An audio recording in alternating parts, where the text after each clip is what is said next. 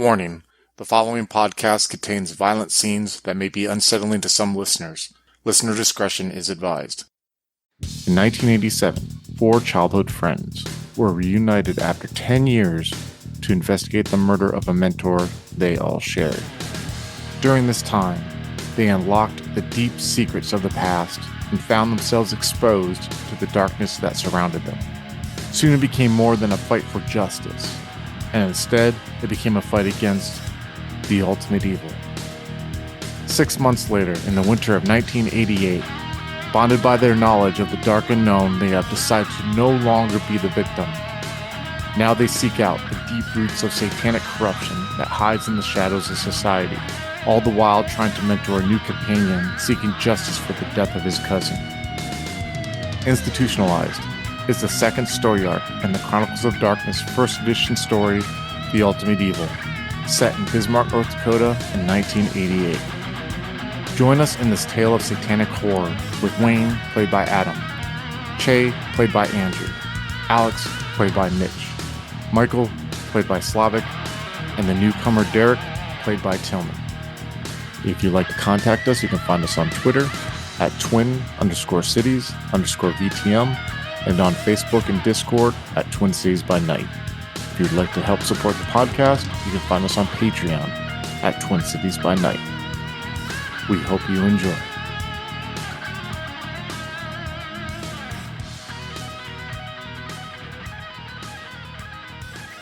So now it's time to introduce our new character to the story. Hello, Tillman. So Tillman, tell us a little bit about the childhood of Derek Porter and his relationship with his cousin Amanda and the impact she had on his life. Derek is an only child from a busy middle-class family. His last name is also Porter, and obviously he is Amanda Porter's younger cousin. In his childhood, he was kind of that quiet kid that didn't really stick out in any way. So he wasn't really a nerd. He wasn't really into sports. Basically, he was just kind of there. Didn't really have many friends. Seemingly no interests either. So he didn't seem all that interesting to the outside. Amanda really helped him in his teenage years, basically trying to coax out some interest, some talent in him. And together they found out he was quite interested and also quite good at working with his hands. And he got into he started working on furniture and repairing stuff, woodworking and so on, as like a first job. That all was self-organized, so really he started to get his life together. Finished school, not all that good, but found a occupation at a welding shop, now doing like custom work there, still doing some furniture repair on the side. Yes, definitely.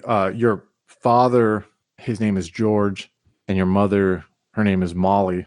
Your father is somewhat overweight and on disability because of like strain his body took working in construction, and he was very good with his hands too, albeit in a different fashion than woodworking. He was very like a hands-on construction type.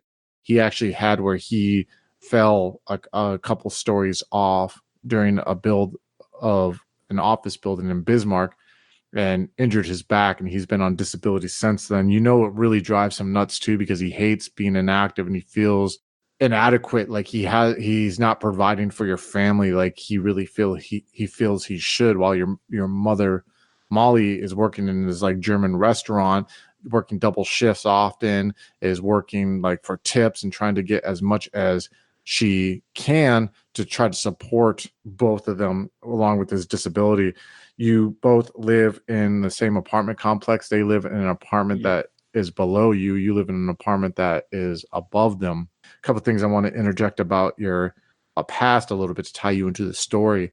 You noticed around the time of Amanda's death, when the funeral happened, when the wake happened, you specifically remember the wake being in your aunt and uncle's home on North 4th Street, which is by the Capitol. It was a smaller home. You know that your mother, Molly, was the sister of Amanda's mother, Marie, and how they were really close. They had a really good relationship, and your mom was there a lot, and you felt pain a lot too because she had moved to California. You already kind of felt a little lost with her being gone because you didn't have a lot of connection with children. And even though she was older, like you said, you had a connection. Then to find out that she died out there, especially being from a small town and hearing someone moves to like the big states of California and they die, it's even like this weird, like builds a seclusion around you. But you notice that there was a lady who was there at the wake, and she seemed to talk to your aunt a lot, and even your mother. You could get the vibe from her though that she wasn't like Bismarck folk. She wasn't from the Bismarck area and the way she handled herself, but she seemed very nice, and her name was Meredith. And that you kind of realized that Meredith was taking on a friendship or had a friendship with your aunt. And she soon started talking to you throughout like family gatherings. She became a family friend almost, but to the overall Porter family. One summer, Meredith, when she heard and found out that you had skills with woodworking, started hiring you for summer jobs or for odd and end jobs at her house on Fox Island there, where we described earlier. You'd go and you'd fix, like, she'd just find random stuff for you, and eventually you kind of realized she was just being nice and kind of giving you work so she could give you an income. But when you got older and when you graduated school and didn't quite have an idea what you want to do, she actually gave you money so you could start buying like the more higher end wood tools, started helping you cover at first like your space that you have, because you kind of have like a U-Haul storage unit that you like work on your wood stuff in. She gave you the funding to start with that. She kind of became somewhat of a little mentor and a friend. She helped you get the job that you have in BTD Metal, which is the company you work for that you do welding in. And she's kind of like someone who's had a connection with you and kind of even like has opened doors for you with clients in woodworking and what's the word, like a revival of taking like old antique wood and restoring it. That's one thing, and doing that. So there's been a connection there that you've had with her. And, it's a genuine connection. She has lunch with you. You even know Jerry, that she usually is with her, that you just kind of think handles her affairs. You don't know anything else about her, but you just know that she has taken on a mentorship to you. And you kind of caught wind, like just through random conversation, random thing, that maybe she has tried with her money to find out more about Amanda's death, but nothing has came of it. You've never really sat down and talked to her about it. She is constantly though striving to get you to do meet your potential, but you've always been content, working at the metal shop, doing what you're doing like that. Yeah, I would interject. Well, Derek still lives in the same apartment building as his parents, because he has to help them out somehow. As you described, his mom basically works day and night, like a restaurant job. That's really tough. And his dad can't work anymore and just basically sits around. He can get through the day by himself, but not much else, I would say. So Derek still lives there, helps out where he can, and with his side business and his main occupation, that really doesn't leave much time for anything else. But he definitely was very distraught about Amanda's death, and he just did not comprehend how there never was any police work, or at least not as far as he could tell, because they never really found the killer. Like, what the fuck is going on there? For sure. Now, just describe to us what he looks like right now at the age of like 22, 23. What's his appearance like? With the kind of work he's doing, he's very bulky. He's probably a little overweight, but also really tall with his German heritage, I guess. And he has massive shoulders. Like, everything on him seems too big. His hair started receding very early. It's kind of blonde, but he keeps it short. So honestly, just doesn't really draw any attention. His eyes are blue. Well, when he's not at work, he walks around in jeans and polos, like the cheap kind, but he just keeps one of every color, and that's it. Nice. So one day you're at work. It's a Monday. You're at work in BTD Metal. You hear the loud bzzz of like buzzing of like different kind of machinery, cutting metal, bending it. You have your earplugs in, your safety goggles on. You're kind of lost in work. You feel the heat of the piece of equipment that you're working on right now. And as you look, you see an end of a garage door open, like where the warehouse you work in, they usually keep the ends open so people like trucks can come in and get parts. And you look and you see the figure of Jerry Hagberg walking down, and you can feel the cool air coming because it's like kind of snowing a little bit outside, but it's really welcome. That's why you guys leave it open to kind of get a cool breeze in there because of how hot it gets. And you see him walking in, he kind of just like he's waving. He's about like 30 feet away, but you kind of see just nod and lift his hand a little bit in a wave. And then as he gets closer to you, you like, you take out an earpiece so you can hear, and he's like, "Hey, can I get a moment to chew your ear outside? You want a cigarette?" Sure, yeah, just 1 minute. And Derek walks over, tosses away all the safety stuff, like grabs one towel full of oil and sweat and puts in some more sweat and like goes over to Jerry. So Jerry's out, steps outside, and there's a little bit of snow still falling. Like, it hasn't collected super thick quite yet, but it's starting. The winter's starting, and he's by this picnic table that's outside that during the summer people sit on when they smoke. And he like hands you a cigarette and he lights it, and he's like, "All right, kid, Meredith's been trying to tell you, like, get you out of this place, right? I mean, she helped you get the job, but she thinks you have more potential. And I know that you don't have much trust in the police department, even though I think it's misfounded. But I know you don't like how the whole thing with Amanda was handled. We know of some people who are going to be starting a business here in town, and they have history with your cousin. They're trying to find answers. I'm just going to leave it at that. Now, I'm not going to take it upon myself to tell you what they may want to tell you about that or not, but I have pulled some strings, and would you want to work for them? Help them find some answers there. You don't have to worry about the paperwork. You don't have to worry about any of that shit. Would you like that? Work for them? I got 2 businesses running, Jerry. Like, forget this business. Listen, do you want answers, son, or do you not? I've been here for 2 years now. It's going good. What is this? Like, I mean, I know. It's important. Look, and How about this? I really have had an interesting week, and I'm so tired of trying to sell shit to people who don't want to listen, right? So I'm just gonna say this. This fucking guy's gonna call you. His name's Michael. He's legit. He is a cop. I don't think he's gonna be a cop for much longer, but I don't want to put words in his mouth, okay? I can tell you this. If I can't speak on anything else, I can tell you him and his friends legitimately are trying to find what happened to Amanda. Like, get answers. I'm not talking about just not paying lip service. I'm talking about get answers. And I think that's why he wants to get away from the police department. He feels like he can't do it there. I'm still trying to build trust. It's a delicate situation, but it's a win-win for you. You get more money than you get paid in here. You get to try to find about Amanda. And in return, maybe you can help build a bridge because they're not really trusting of us. Yeah, I don't know. I'm intrigued. All right. Well, I'll let him talk to you, okay? Just hear him out for me. Will you do that? Well, okay. Like, when's he gonna call me? He'll be calling you in a few hours here, probably when you're home. So be at your apartment, all right? Yeah, I guess. All right. He extends his hand. And like, Derek fudges around with like cigarette and whatnot. All awkward. Yeah. He walks off, and you finish out your work day, and you get a phone call at your apartment later that afternoon, and it's Michael calling you. Go ahead. Seems on you guys. Good evening. This is Michael Gray. Am I speaking to Derek? Yeah. Hi. Hello, Derek. I'm not sure how much Jerry told you about, but he said that I should offer you a job in a PI firm that me and a couple of my associates are starting right now. You're the cousin of Amanda Porter?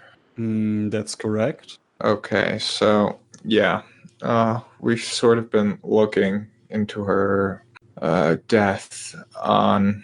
Well, it's a very long story, and it's not really one I'll tell you over the telephone. But the short version is, been looking into her and some other deaths relating also to the Walkstetter family, and we found out some stuff, and we've gotten the option of starting our own company and helping other people in similar situations as Amanda was. Hold on there. Like Walkstetter? Like Meredith Walkstetter? Mostly, well, she married into the family, but yes. And okay, another thing. You work for the police force, right? Yes, I do. I'm a police officer. Why do you need a PI firm?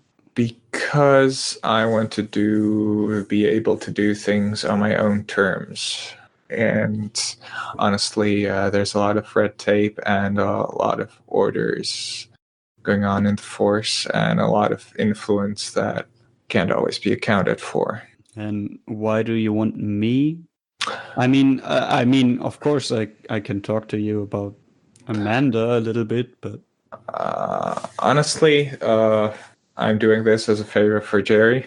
He said you could use the job, and that's the reason I'm offering it to you. I didn't before know anything about your existence whatsoever, though I did know Amanda when I was little. okay. Look, I think I need to explain something to you. Like Jerry and Meredith, they, to at least to me, they are overly helpful. It's weird. Like this is the third job they're organizing for me, and I can't really make time for 3 jobs at once. I'm going to be honest with you. If you don't want the job, then that's absolutely fine. Just tell Jerry that you declined it of your own will. And, He is not gonna like that at one bit. well, if you want, Probably. you can meet me and my friends and associates. Let's say, what day is it now? Is it a Friday? It's a Monday. Monday. Tomorrow evening at Denny's. I sort of give him our Denny's address, the one where we always meet up. Yeah. I'm not sure if I can make sure that everyone's there, but there's at least going to be more of us, and we can talk more about this offer if you're at least a little bit interested. I'm interested in this Walksteller thing mostly, and what you found out so far. Yeah. That's the really interesting part to me. I'm not sure if I can do the work part. I don't think I can. Okay, I'm that's full-time employed. All right. So let's fast forward to the next day at Denny's. Who all is going to come to the dinner to talk to Derek? Well, I'd like to be there if I'm invited, of course. Alex will go. All right. What about you, Che? All right. Awesome. You guys are all sitting there at the Denny's right now, and you have this fella, Derek, who's sitting there at the table. You guys are kind of like there's awkward silence because you guys have been through some shit together. Derek And you have, takes up like a whole bench by himself. so you see this big corn-fed country North Dakota German ancestry guy sitting there. Go ahead, scenes on you guys. I have a question out of character. Who's bigger, Che or Derek? Ooh, how do you figure that out? I don't know. We could say they're equally. I'd say Derek is probably wider, and Che is probably taller. You know what I mean? Would that be agreeable? Jake's Well, just like 6 foot. Like he's not. oh, everyone like exceptionally that. Che tall. like he's big. He's not enormous. I didn't take Yeah. like that huge Oh. size merit or I anything. thought you He's did just say huge size. Okay, never mind. No, no. He's just My bad, just sorry. larger than normal. That's all. larger than life. That's I didn't mean what to it is. interject with that. No, Well, worries. Derek is not huge in that sense. He also doesn't have that merit, but Yeah. like everything seems bulky about him. He has iron stamina, so I think that should reflect in his appearance. For Yeah, sure. yeah. Che has that too. So like they're both big dudes, but not like abnormally. So you are all sitting there at the table. Go ahead, scenes on you guys. Hello, Derek. I'm Michael. Okay, so this is Che, Wayne, and Alex, people I told you about. Hey, how's it going? Hey guys, this is Derek, Amanda's cousin. He wanted to talk to us more about the Walkstarted family and maybe working in our company. Derek kind of awkwardly shakes hand with everyone. When I shake Derek's hand, I kind of look into his eyes, and I'm just like, it's really nice to meet you, Derek. Amanda was very important to me. Amanda was very important to all of us. Yes. I'm sorry. It's nice to meet you. Right. Yeah, sorry. And he like scoots down and into the bench and like crushes it a little bit. So, okay, like how did you guys come together and what does Jerry have to do with you? Well, Jerry contacted me after we investigated into the Lockstetter family, mostly Charlie and Calvin Lockstetter. And after the investigation was done and concluded, he contacted us and said if we wanted to do some more work for him. We declined, but we did decide that we want to pursue this career path. Interesting. So Meredith wants us all to work together, tells us via Jerry, and you are looking into the family that she married into because you think they are tied to the murder of my cousin. Oh, I know they're tied to the murder. That kind of like, I would say maybe lead like conclusions to be made in your head that maybe she has been helping your family 'cause she might have known that, or you know what I'm saying, or had suspicions, and that's why she's trying to be helpful or whatever, you know? Yeah, that very likely is going through his head. Like, even he doesn't have any idea how much she knows, but he definitely knows that she, to him, always appeared like this super supportive kind of woman, like in the back lines, trying to arrange things so things for him work out. Yeah, definitely. You know, Derek, Jerry told us you were the kind of guy who was looking for answers. We also are the type of people who are looking for answers in the same way. Do you understand what I'm saying? Yeah, but why does it take 4 random dudes to figure this out? I don't really get it. It's more so that it's our responsibility to. We're all tied together because of your cousin, Amanda. Maybe you're also tied to us because of this same connection. I do believe that things happen for a reason. Derek kind of like blank stares. You may think it's funny, Derek, but listen, I'm sure the others can attest. We've seen some pretty crazy things, and what I'm saying is not would not seem strange if you only knew. Well, what have you found out? Like, Michael, right? Yeah, you were Michael. You seem pretty sure about all this. Like, what have you found out? Well, let's just say that the Lockstar family's been practicing some off-brand religion, and they've basically become part of this weird pseudo-religious cult. And much of the violence and murders committed by them, or thanks to them, were because of these religious reasons. Let's call it what it is, Michael. They're Satanists. Yeah. They're Satan killing in the name of cultists. evil. That's a Like large the- pill to swallow. Like those murder-suicide guys in those weird, like, offshoot towns? Sort of, yeah. Think Son of Sam, but more organized, more more connected. They could have gotten away with it, theoretically. This is real evil, Derek. This is not pretend magic. Okay.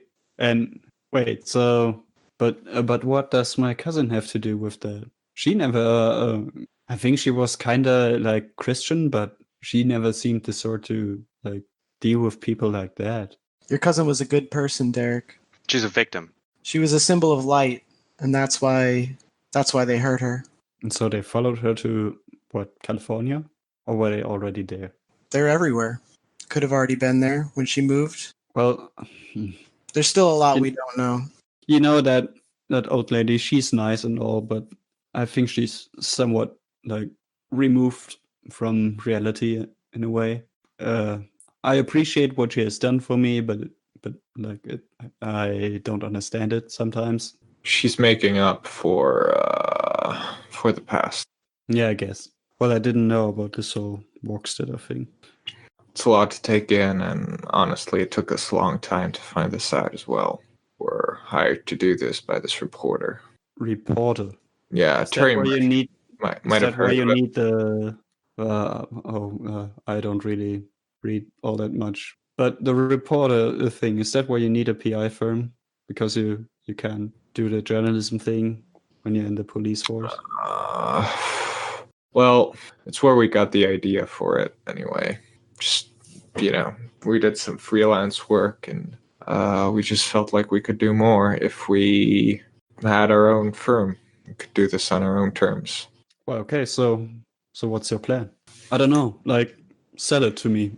I mean, yeah, I want to find out more about Amanda, but Okay. after that, I don't know if I can. I don't know if I can do much of anything for you. Like, really, look at me. I fix stuff. Like, I work with power tools and shit. Look, the premise is simple. We need a company through which we'll be able to find out more about things that are happening, things like that happened to your cousin. And we are trying to basically create this company and then be free to pursue these cases, which are often not investigated by the police because of either red tape or corruption or anything else. Something that we won't be tied with. Okay. As for your skills, we'll need lots of skills to make sure we're ready, whether it's technological skills, social skills, and everything, just so we have a strong team where we're able to take on many obstacles. Because if you've ever done an investigation, it can get very, very complex, and the problems we have to solve are, well, they tend to be very different natures. Okay. So if you want to join us, I don't think your skill set's going to be a problem. What the problem is, do you want to join us? Okay. It's the only thing I sort of care about. I don't know. It's a bit much, honestly. Like, you're just starting out, right? I mean, you all seem very into the idea. By the way, like, I think Derek would totally not read the situation that only half of them is totally into the idea. You all seem really into the idea, but I need to keep going with something, and I've got a good start in this metalworking thing. It's a steady income. I have a career in front of me. Like, that's it. And you can see he's kind of like unhappy with admitting that. So for now, it's a no. It's probably like a no, and he'll lose sleep over it. All Derek, right. Can I just say you look like her. I can see it. If I could just convince you just to hang out with us, just for a little bit. And if you want to go and this is, this wasn't for you, that's fine. I just feel like this is a connection that was supposed to be made, and I would feel bad if we both missed this. I think Derek would stay silent at that. A bit uncomfortable, but like not actually insulted by it, but like he doesn't know where to put that thought. So as you all each go your own way after that dinner, we're going to do a quick fast forward, but I got to ask one question of Michael.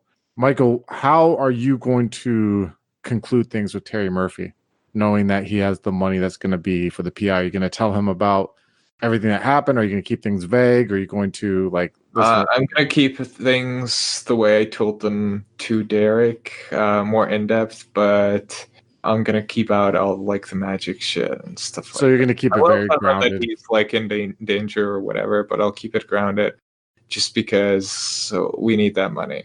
I'm not willing to risk it. For sure. Definitely. So for the next 2 months, Michael is helping you guys get ready for the PI test. Oh, excuse me. You all spend a couple months preparing for this test as the weather gets colder. You eventually go into the state capitol municipal building, meaning the original four, Wayne, Alex, Che, Michael, to go take your test. You all notice when you get your test that the lady smiles at you guys warmly as you show her your ID. They hand you she hands you the test booklet. And when you guys go sit at the desk to take it, you open up and you see that the test answers were already filled out for you. And you guys look through here, you see that like every single one has been filled out for you already. I fucking hate that. Yeah.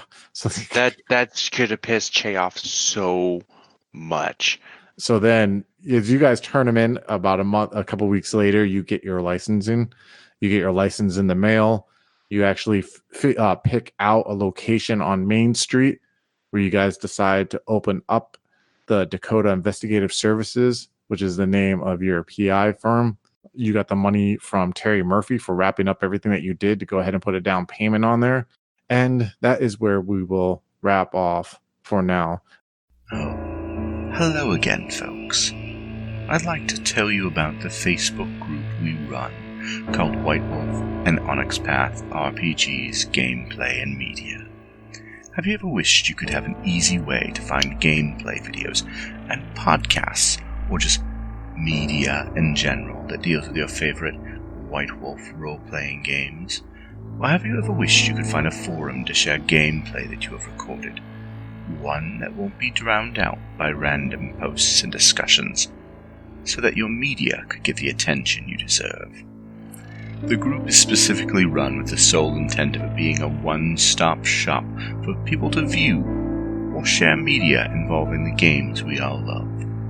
We take thorough steps to ensure the page does not become cluttered and is easy to traverse. The group is already immense and continuing to rapidly grow, with new media being shared every day. Stop on by. We hope to see you there.